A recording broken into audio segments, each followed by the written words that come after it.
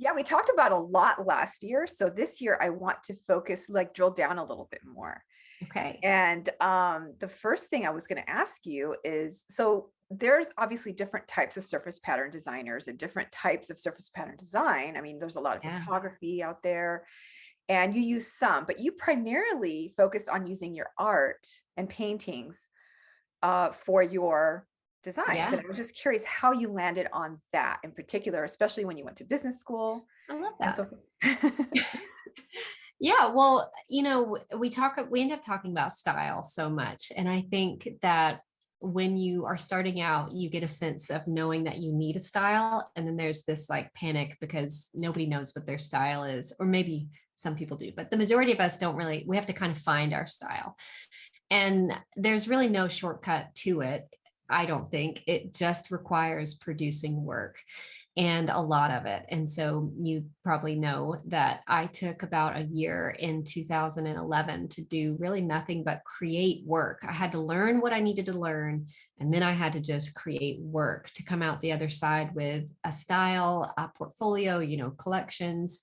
And so over the course of that year, I made over 100 patterns, and they're not cohesive, but it wasn't until the end of it that I got to look back and I saw a cohesiveness kind of peeking out and peering at me. And part of that time that it takes, I think, is because there are so many different approaches to creating artwork that it ends up being a part of our style. What way do we like to start and create work? So, pencil sketches have a certain look about them, and heavy inking has a way about it, and then a paintbrush has a way about it. And if you create work in Procreate on the iPad, it looks a certain way. And so you have to kind of explore all of those. And then, I think a lot of us end up layering some of them together, and turns out our style is a part of that. And so I do have some examples here. I typically start on paper. So just like you said, I do pencil sketches. This is an example of pencil, but Oh, my yeah. brain, this is on finished fabric now. That I don't have within reach, but my brain knows, I mean, it thinks in Illustrator language, so I know that I'm going to end up with this in Illustrator. So my process for something like this is to sketch and then put it into the iPad and work in layers. So I design like the blackberries separate from the leaves so that I know I can kind of rearrange them if I want to once I get Perfect. into the program. Another example of pencil, Oh, just that's this beautiful. ended up on Lovely. fabric as well. But then I also paint some. I actually don't have, I need to go grab some. This is just Oh, super, super fun. simple. Super, And it will super. be a beautiful design. It's interesting how simple the motifs can be, So creating these simple. beautiful patterns. Yeah, this is an example of just, I typically paint in black because I know I can change the color later. And I can maintain shading of it as well. Now it doesn't, a lot of people will paint in, this just turned into a fun stripe. A lot of people paint in color, and that's totally fine too, of course. But then, so some of my work ends up looking very painterly. So this was Yes, painted. which is gorgeous. I can't really see it, but this floral is painted. But then I also really love to incorporate, this was painted, all those little pieces. Oh, see, that's a great example of that painting that you just showed us, and then how it can turn into something like this. Yeah, I love to paint. Just sometimes I like to paint with the idea of keeping all of the gradation and everything. But sometimes I like to paint just to get that textured brush stroke, Oh, and yeah. so I know that I'll just be able to use it once I get into Illustrator to make things look so much more organic. So it's so it's just fun. It's so much fun. That's And awesome. you're right. I just kind of layer in those techniques. So did you know right away when you decided you wanted to make uh designs, did you know right away it was going to be using art? Well, yeah, I knew that Yeah. I needed to have like a regular sketch practice, and this was just so much fun. I mean, that year I think a lot of people really want to rush through, like, "Yeah, get me to my style or whatever." But that year of exploration was spent, I just vividly remember going to botanical gardens to take pictures and gather inspiration and sit in places that inspired me to sketch. And I mean, it was such a gift. I mean, I still do that, but that specific year was just such a gift of exploring all of the things that this journey has to give you. And it really is just so much fun. So I have always started on paper, but I didn't have an iPad back then. I did have like the base level Wacom tablet. And so I would take sketches and use the Wacom to turn them into vectors. So my process has changed a little bit over the years. I still use a Wacom, but I will kind of use the iPad as an in-between step now too. So it kind of goes from paper to iPad to Illustrator. And a lot of people want to know if they can just use Procreate or the iPad. And I am fairly passionate about finishing work in the professional program. I like getting it off of the iPad and really set up to where anyone and any company can use it. That's amazing. And I love how you talk about just slowing down into that discovery process and finding what ignites you. And I could just feel your passion talking It's, about the botanical gardens, and you found your love of florals and yeah, botanicals. I can I see did. that in your work today. Yeah, I did. I was living in this little cottage. I'm in North Carolina now, but in 2010, I was in this little tiny vine-covered cottage in California. And the woman who owned it was a rose gardener, and she had Oh, flowers everywhere. And I was just inundated with the beauty of all of it. And so, yeah, that's incredible. So the universe was already working on you. it was. Oh my goodness. Oh man. So, I have to say, you're very modest, but you're just an incredible teacher, Bonnie. And I came into Immersion in 2020, not knowing if I could even learn it. So here I was investing in this huge course and not even knowing, because I tried for 5 years to learn, this program. And your teaching style Yeah. just literally relaxed me into the learning process and went so step by step that I was able to just absorb all of that. And pretty soon, after watching your videos over and over and doing the steps over and over, I had this flow for myself, that I could just, oh, ding, ding, ding. And I can, when I create patterns, I still recite them in my head because it's fun. It's like a little, thing Yeah. that just makes it kind of playful. Yeah. But I was curious, like, was it just a natural thing for you? I know your teaching story. Yeah. When you finally decided you were going to teach, how did you decide on a teaching style? Did you think about it, or was it just completely organic?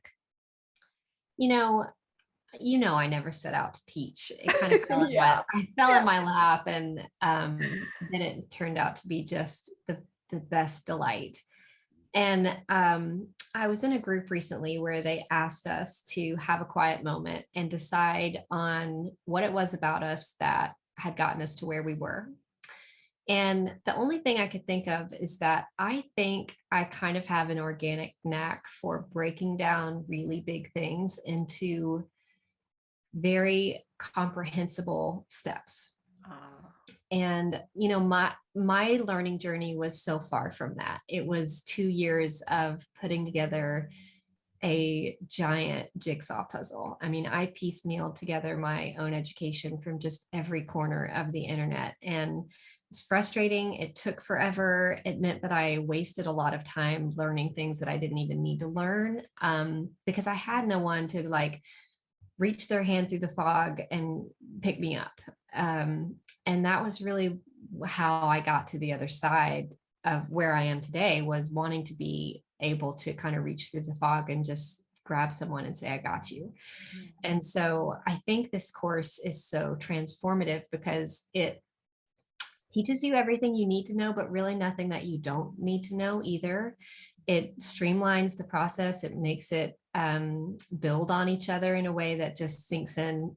And I don't really know why, to be honest. I don't really know why it falls on so many people in a way that makes it feel achievable, but it does.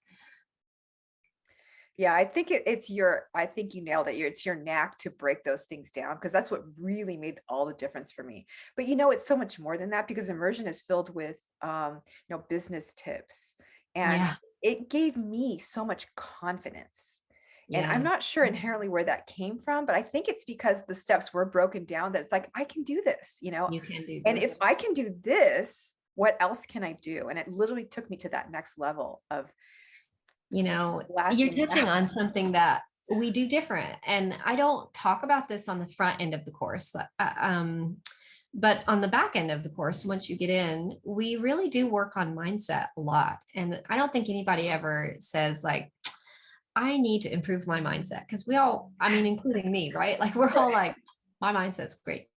But once you get in, it's really about not only do you need the skills, but you need the confidence in order to show your work. And let's talk about how vulnerable that feels. And what if you do get negative feedback, or how do you step outside of your comfort zone, and just kind of all the things that is required for success. Now, you can learn Adobe Illustrator and illustration and never be successful. So what's the difference between someone who learns and doesn't find success and someone who does and does find success? And that is the key that really comes down a lot of the time to how we view the world and how it works.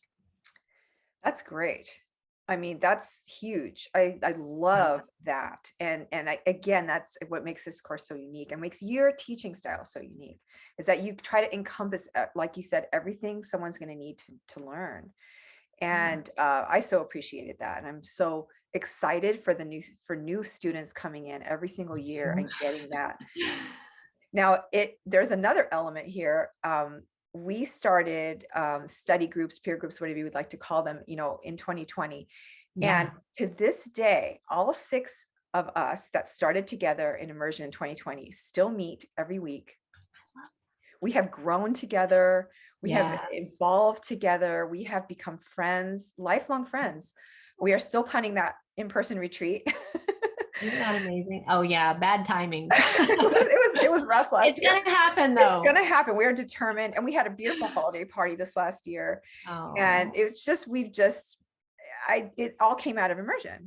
We just made us so close, and I so appreciate that end of it as well, and everything that you do. Flourish everything. Because of the elements that you've infused into your entire programs. Now, I want to ask you another question, and that is, what kept you motivated? Because we all know that, these pitfalls come, and we hear imposter syndrome whispering in our ear, and, yeah. we have issues with our tech or whatnot. So what Yeah. kept you going, and what led to the weeds and seeds? Oh yeah. Yeah, you're talking about two different things for me, because Okay. I have to keep going in my own personal art practice and licensing career. And then I also have to keep going in this whole other thing that's become way bigger than I would have ever imagined, which is the education piece. And what keeps me going is two very different things. What keeps me going in my own art practice is the creative outlet. I mean, I truly love what I do. I love creating something that never existed before I created it. I mean, it's magic. And then to see it used in the world, I can't describe the feeling. I mean, the feeling. It's like, so fabric is my primary love. And when I see someone who made, a gown to take their newborn baby home out of a print that I made, it becomes incredibly personal. Like, I'm a little piece of people's story, and I get to leave a mark and a story.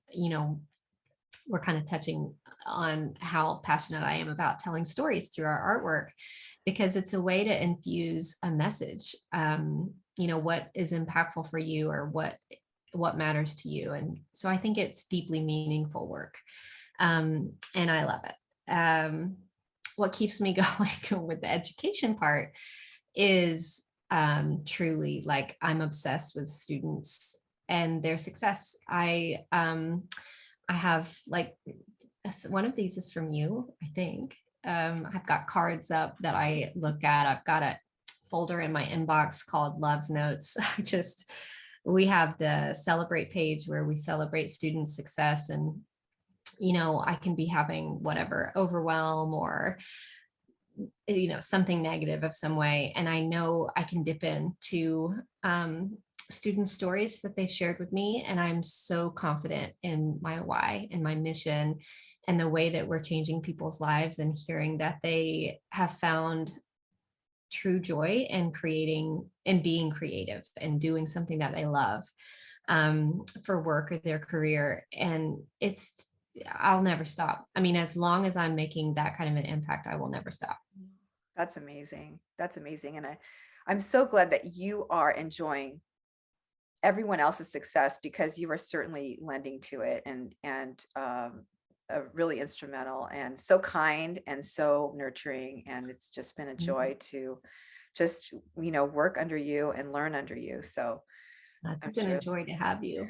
I think we all kind of just create this ripple effect. I love to think about, what if we all loved what we did? I mean, what kind of impact would that make on the people that we see every day? Because there are too many people doing things they don't love. Hmm. Yeah, And that was me once. right. I mean, it was me for a little bit too. I had some really interesting, you know, jobs while I was trying to scrap everything together. And doing something that you love with the only life that you have, I think is just could not be of more importance. I love that. That is so true. And I think it's becoming more and more important. I think lately people are zeroing in on what they really need, what's important to them, family is becoming more important. And, Yeah. the dreams are coming out of the woodwork. And a lot of people thankfully I was able to leave my workplace and after the immersion course, which just completely, it felt like a crazy decision at the time. We talked about this before, and it was just so scary. Yeah. And but it was the best thing I ever did. And I've heard that from a lot of creatives before. It was the best thing I ever did. And I'm like, yeah, but what about this? And what about that? What about the other? And it's just a matter of working them out as you go and being ready, knowing you're ready to do it. Yeah. But confidence can lead to so many things. And I think, to me, that's the essence of a breakout moment, just that 10 seconds of courage, that. Yes. Yeah. Yeah. And confidence, there's really no way to get it other than to slowly try something that's uncomfortable and see that you can do it, and your confidence builds, and it's just like one little Lego brick at a time. um so many people lack the confidence, and I did too. Oh my goodness, I mean, and I still do. It's just one Yeah. one brick at a time will get you more and more comfortable, more and more confident in what you're doing, what your why is. And it just takes like doing it. I love that. I think that's so true. It was a confidence pill, but there's not. Confidence pill is being consistent every day, I think. I think that's what it is. Yes. Yeah. Yes. So, Bonnie, thank you for coming and chatting with me today. It Thank was a huge you. honor, and I know you're a busy lady, and I really, really appreciate your time. So, Never too busy. You're amazing. Thank you so much for having me. thank you. Talk soon. Bye. Okay, bye.